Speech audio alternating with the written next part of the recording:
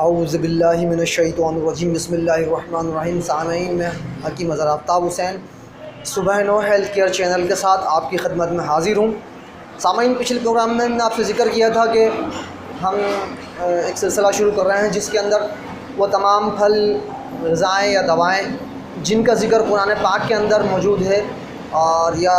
جس کا ذکر ہمارے پیارے آقا صلی اللہ علیہ وسلم نے اپنی حدیث کے اندر کیا ہے، تو ان تمام غذاؤں کا، ان تمام دواؤں کا ہم سلسلہ بار ایک سلسلہ شروع کریں گے۔ تو اسی سلسلے کے اندر آج ہمارا یہ موضوع ہے، وہ ہے ایک پھل جسے انار کہتے ہیں، اور آج کل انار کا سیزن بھی چل رہا ہے۔ تو آج ہم بات کر رہے ہیں انار پر۔ انار کی اہمیت کا اندازہ آپ اس بات سے لگا سکتے ہیں کہ اس کا ذکر قرآن پاک کے اندر تو موجود ہے، پچھلی کتابوں کے اندر توریت وغیرہ میں بھی اس کا ذکر ملتا ہے۔ اور ہماری خوش قسمتی یہ ہے کہ دنیا کے اندر کافی قسمیں انار کی پائی جاتی ہیں، لیکن اللہ تعالیٰ کا کرم ہے کہ پاکستان کے اندر جو انار کی قسم پائی جاتی ہے وہ تمام دنیا کے اناروں سے بہتر ہے، کیونکہ پاکستانی اناروں کا ذائقہ اور تمام دنیا کے اناروں سے بہتر ہے، اور ان سے زیادہ رسدار ہوتے ہیں پاکستان کے انار۔ اس سلسلے میں انس بن مالک رضی اللہ تعالیٰ عنہ سے ایک روایت ہے کہ جس میں سرکار دو عالم صلی اللہ علیہ وسلم نے فرمایا ہے، ایسا کوئی انار نہیں ہوتا جس میں جنت کے اناروں کا دانہ شامل نہ ہو۔ تو سامعین، آپ اس بات کا اندازہ لگا سکتے ہیں کہ انار کتنی اہمیت کا حامل ہے۔ اور اسی طرح ایک دوسری روایت جو کہ حضرت علی بیان فرماتے ہیں، جس میں سرکار دو عالم صلی اللہ علیہ وسلم نے فرمایا ہے، انار کھاؤ اس کے اندرونی چھلکے سمیت کہ یہ معدے کو حیات نو بخشتا ہے۔ سامعین، اندرونی چھلکے سے مراد جب ہم انار کو کاٹتے ہیں تو اندر سفید کلر کی جھلی نما چھلکا موجود ہوتا ہے دانوں کے ساتھ۔ تو ہمیں کوشش یہ کرنی چاہیے کہ وہ اپنے آقا کی حکم کی تعمیل کرتے ہوئے اس کو چھلکے سمیت کھائیں۔ بس چھلکے کا فائدہ یہ ہوتا ہے کہ یہ پیٹ کے اندر موجود ہر قسم کے کیڑوں کو ختم کر دیتا ہے، ان کو باہر خارج کر دیتا ہے، حتیٰ کہ اگر آپ کے معدے کے اندر کسی بھی قسم کا وائرس یا جراثیم موجود ہے، یہ ان کو بھی ختم کرتا ہے۔ تو ہمیں یہ چاہیے کہ ہم انار کو اس کے اندرونی چھلکے سمیت کھائیں۔ ایک تو یہ انار ہمارے دل کو قوت بخشتا ہے، خون کی کمی کو دور کرتا ہے، اور شوگر کے مریضوں کو یہ مفید ہے، لیکن ساتھ ساتھ یہ پیٹ کے کیڑوں کا اخراج بھی کر دے گا۔ اور عموماً جن بچوں کو پیٹ کے کیڑوں کی شکایت ہوتی ہے، والدین ان سے پریشان رہتے ہیں، جب ان کو انار کا جوس بنا کر دیں تو کوشش کریں یہ چھلکے بھی اس کے اندر آپ جوس کے ساتھ اس کو گرائنڈ کر کے جوس میں شامل کر کے بچوں کو پلا دیں۔ اگر دانے کھلا رہے ہیں تو دانوں کے ساتھ اس چھلکوں کو بھی آپ خود بھی کھائیں، اگر بچہ کھا سکتا ہے تو بچوں کو پلائیں۔ انشاءاللہ تعالیٰ 2-4 دن کے اندر آپ دیکھیں گے کہ کیڑے سارے آپ کو باہر نظر آئیں گے۔ اچھا، کچھ دل کے مریض ایسے ہوتے ہیں جن کی اگر تفتیش یا انویسٹیگیشن کی جائے تو بظاہر تو ان کو دل کا کوئی ایسا مرض نہیں ہوتا، لیکن مریض خود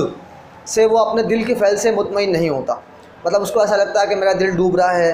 اور دل کسی وقت بھی بند ہو جائے گا، لیکن انویسٹیگیشن سے یا ٹیسٹوں سے یہ پتہ لگتا ہے کہ اس کو بظاہر کوئی ایسی بیماری نہیں۔ تو ایسے مریضوں کے لیے انار بہت مفید ہے، انہیں چاہیے کہ روز انار کا استعمال رکھیں، جس سے ان کی ایک کیفیت ختم ہو جائے گی اور ان کو بشاشت محسوس ہوگی۔ اچھا، کچھ حضرات معالج شوگر کے مریضوں کو منع کرتے ہیں کہ وہ انار کا استعمال نہ کریں۔ دیکھیے، انار کے اندر کوئی بھی ایسی مٹھاس موجود نہیں جو کہ شوگر کے لیے مضر ہو، بلکہ یہ آپ کے اس میں کچھ ایسے اجزاء موجود ہوتے ہیں جو کہ وہ شوگر کو جسم کے اندر ہضم کرنے میں معاون ہوتے ہیں۔ تو بلا گھٹکے شوگر کے وہ مریض جن کو شوگر ہے، وہ بلا گھٹکے کھلے دل کے ساتھ انار کا دانہ کالے مرچ یا کالے نمک کے ساتھ استعمال کر سکتے ہیں، انار کا جوس بھی استعمال کر سکتے ہیں، اس میں کوئی مذائقہ نہیں ہے، ان کو کوئی ضرر نہیں پہنچائے گا۔ اچھا، انار کے اندر جو ہے وہ سوڈیم کی مقدار بے انتہا کم ہوتی ہے اور پوٹاشیم بے انتہا زیادہ ہوتا ہے، جس کا اہم فائدہ یہ ہوتا ہے کہ ہم دل کے کسی بھی مریض کو، گردے کے کسی بھی مریض کو بلا گھٹکے اس کو ہم بلا مبالغہ اس کو ہم استعمال کرا سکتے ہیں، اس کا جوس پلا سکتے ہیں، اس میں کوئی مسئلہ نہیں۔ اچھا، انار کا استعمال اگر کسی شخص کو بہت پرانی کھانسی ہو تو انار کا پھول، ویسے تو انار کا پورا درخت وہ دوا اور غذا کے، انار خود ایک دوا بھی ہے، غذا بھی ہے، اس کا پورا درخت دوا کے طور پر استعمال ہوتا ہے۔ تو اگر کسی شخص کو پرانی کھانسی ہو تو انار کا بیرونی انار کی جو کلی ہوتی ہے، انار کی کلی کو خشک کر کر اس کو پیس کر اس کے اندر ہم وزن آپ سفید شکر ملا کے اس کو تقریباً ½ ٹی اسپون اگر کھلائیں گے تو اس کی پرانی کھانسی خشک ہو جائے گی۔ اور اسی طریقے سے اگر کسی کو پرانی پیچش یا اسہال کا مرض ہے تو اسے چاہیے وہ انار کی ان کھلی جو انار کی وہ کلیاں جو پوری طریقے سے نہیں کھلی ہوں انہیں لے کے خشک کر لے۔ خشک کرنے کے بعد اس میں الائچی سبز، یعنی اگر اس کا نسخہ میں آپ کو ترتیب سے بتا دیتا ہوں، یعنی کہ 50 گرام اگر انار کلی آپ نے لی ہے خشک کی ہوئی تو اس میں تقریباً 15 گرام چھوٹی الائچی یا سبز الائچی ملا لیں، اور انار کا جو بیرونی چھلکا اوپر والا چھلکا جو لال کلر کا ہوتا ہے وہ بھی تقریباً 20 گرام ملا لیں۔ تمام خشک چیزوں کو باریک صفوف پیس کر باریک صفوف بنا لیں، اور جتنا صفوف ہوگا اس کے ہم وزن آپ جو ہے وہ تقریباً دیسی شکر آپ اس میں ملا لیں